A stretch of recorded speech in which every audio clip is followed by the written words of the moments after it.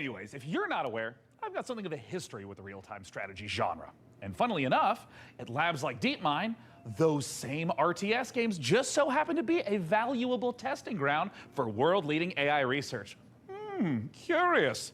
Can it be just a coincidence, then, that I'd end up the kind of man to name himself an AI visionary?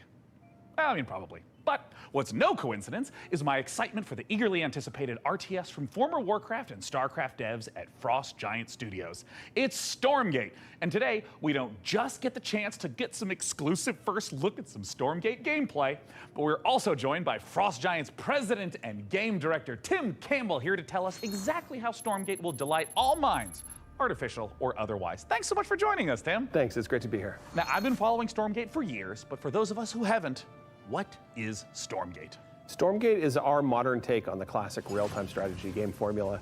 It's what we think of as a spiritual successor to franchises like Warcraft, StarCraft, Command & Conquer. And real-time strategy games are the type of game where you can control an entire battlefield. So this classic RTS formula includes harvesting resources, building sprawling bases, commanding huge armies on the battlefield. What is it about Stormgate that's new?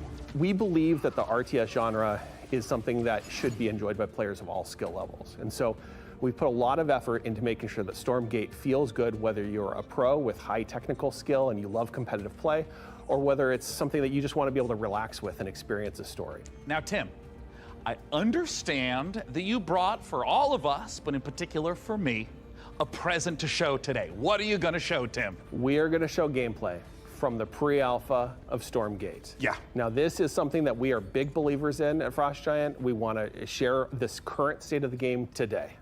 Let's take a look.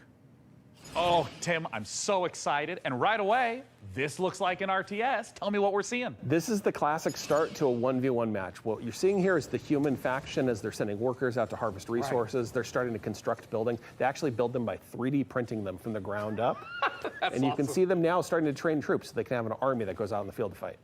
Yeah, and I mean, right here, we see in the corner coming up, this looks like a scout unit? Yeah, that is literally a cybernetic dog with laser eyes. It is called the Scout, okay? It's designed for early game. It's a unique unit to the human faction. Right. And you can see him now running through the base trying to see what information he can find out about his enemy. Yeah, I mean, scouting and information is such an important part of RTS games. It really is, and this is something that we've embraced early game. The Scout unit has been designed so it can actually sense units beyond its sight radius. So it's awesome. especially useful early on. So we're heading into what looks like the first engagement of this game. What are we seeing? Well, what we're seeing right here is the Red Scout getting surprised by a group of blue troops coming through the Light Force, which is the new terrain type and the twist on the tactical battlefield here. And how do these Light Force work? The Light Force lets smaller units move through them. They have concealment. It's allowed Blue to raid Red's base, in which case Red is barely getting a turret built with their speed building from their workers, which is a human faction advantage. And they're about to pop out a couple extra defenders here from their mech base. So we got these huge mechs, and I mean, just visually, it looks like they are countering the heck out of these blue infantry, but can these red mechs fit through the forest? No, they're too big to go through. They're heavy units. They're designed to use their chain guns to go through groups of enemies, but they can't fit through the Light Force, which Blue knew and used to his advantage.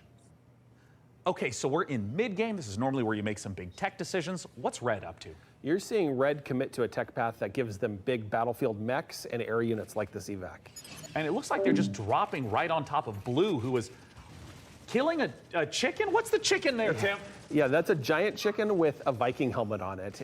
Use your imagination. Stormgate's in pre-alpha, and that's art that we haven't gotten to yet, but imagine it as a big Mad Max Raider. It's the most threatening placeholder art for now. And oh, I see Red diving onto Blue, and hey, picking back up into the air transport. That's some classic high-level micro. It is, and it's really important for Stormgate that we maintain a high skill ceiling so that players can express themselves on the battlefield by maneuvering and how they interact with the battlefield. And here we have the final fight of the game, and it looks like Blue is coming up against those mechs. Red is trapped on the other side of the trees. Oh, wait, they can blast through them now? And Blue's dodging these enormous shots, and we can also see Blue swarming in from both sides. This is not looking good for Red, Tim. No, it's pretty grim. Red is on the ropes right here, and they've been outmaneuvered. They're caught in the corner here between two different forces coming in with a mobile pincer. Man, and of course, there's the GGs. The most classic ending to an RTS game, GG. Get Tastosis on that stat. Outside of 1v1, what's coming up for Stormgate? What you've seen today is just the tip of the iceberg. We have so much more in store. We're going to be revealing a bunch of stuff about Stormgate the rest of this year. We're introducing new modes. We have a 3-player versus AI cooperative mode. We have team-based competitive modes. We're going to be sharing information about our storyline and campaign. We have new factions beyond the humans that you just saw today. But Tim, what if I want to play the game right now? If you want to play the game as soon as possible, you wish list Stormgate on Steam and you go to playstormgate.com to sign up for the beta. We're starting closed testing in July. Once again, go to Steam and wishlist Stormgate. Tim, thank you so much again for joining us, not just to talk about the 1v1 footage you shared, but the future content plans of Stormgate. It makes the RTS players' dreams come true.